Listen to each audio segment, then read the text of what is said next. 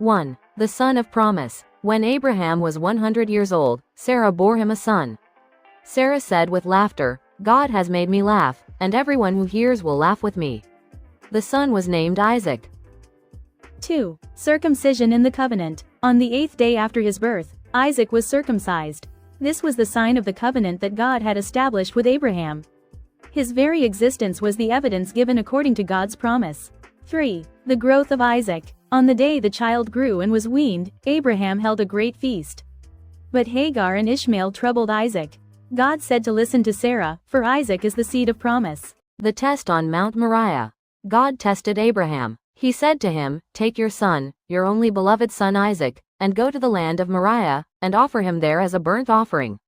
Abraham went up the mountain with Isaac. When the knife was raised, the angel of the Lord called out and stopped him. A ram was provided as the burnt offering instead, and Isaac's life was preserved. The meeting of Rebekah. Abraham grew old and desired to obtain a wife for his son Isaac. His servant journeyed to the distant land of Haran and met Rebekah. Rebekah, under God's guidance, became the wife of Isaac, and Isaac brought her into his mother Sarah's tent and was greatly comforted. The faith and prayer of Isaac. And when his wife bare no child, Isaac entreated the Lord for her, and the Lord was entreated of him, and Rebekah his wife conceived. For the Lord granted that 2 nations should be within her womb. And Isaac's walk was ever inquiring of the Lord, and in prayer. The children of promise. Rebekah conceived twins. They were Esau and Jacob.